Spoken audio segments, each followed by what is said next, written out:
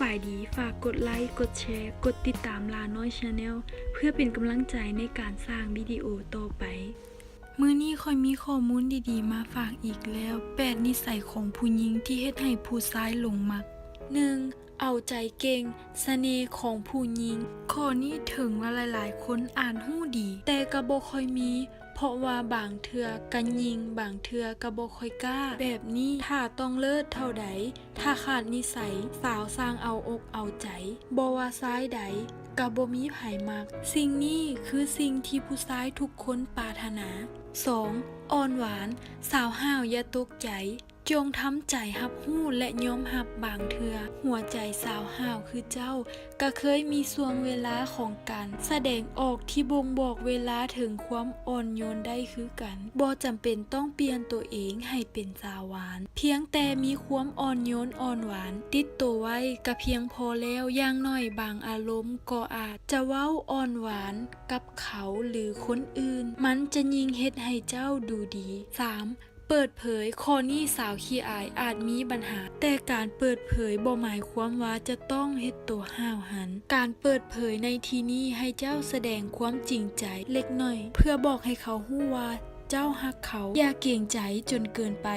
ฮ้อนก็บอกว่าฮ้อนเผ็ดก็บอกว่าเผ็ดกะเว้าในเรื่องที่อาจจะมีแบบน่าอายให้เขาฟังเจ้าจะเป็นคนอบอุ่นและบ่มีรับลมคมในซ่อนไว้ 4. หัวอ่อนเอาใจแฟนทั้งทีอาจจะมีบางเทื่อที่หัวอ่อนยอม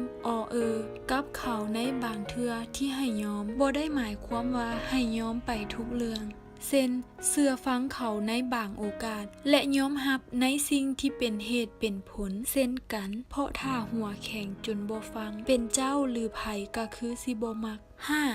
ผู้หญิงที่ยอมออดอ้อนคู่หักในบางโอกาสพระเอกของเจ้าต้องหักหมดใจแต่อ้อนพองามถ้าบ่เช่นนั้นอาจกลายเป็นน่ารำคาญ 6. อารมณ์ดีสเปคของเขาบ่ว่าสาวเงียบหรือสาวแข็งกระด้างแนวใดก็ตามถ้าเจ้าบ่มีอารมณ์ขันเลยผู้ชายจะเซ็งเมื่อเขาฮู้ว่าอยู่กับเจ้าแล้วโลกบ่สดใสมื้อนึงเขาอาจจะออกห่างแต่บ่จำเป็นต้องตลกแบบมืออาชีพเพียงแต่ฮู้เล่าเรื่องแบบตลกได้หัวเมื่อคนอื่นเว้าเรื่องตลกบ่แม่นหน้าแข็งอารมณ์เดียวตลอดจนเฮ็ดให้หน้าเบื่อและบ่แม่นนินทาไผให้คนอื่นหัวเพราะผู้หญิงขี้นินทาเบิ่งบ่ค่อยมีเสน่ห์ 8. มีน้ำใจ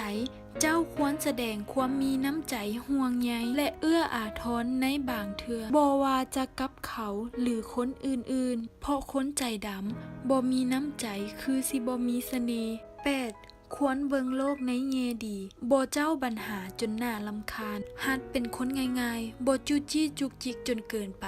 การแสดงความเข้าใจในเรื่องต่างๆได้ดีเป็นการแสดงถึงนิสัยใจคอของเจ้าเองที่คนพิเศษของเจ้าจะเห็นได้ในทันทีและเฮ็ดให้เขาเชื่อใจเจ้าเพราะเจ้าเข้าใจเขาได้ดีนั่นเองมีเรื่องหยังเขาก็จะเปิดเผยให้เจ้าฮู้และมักจะนั่งสนทนากับผู้หญิงที่มีเสน่ห์แบบเจ้า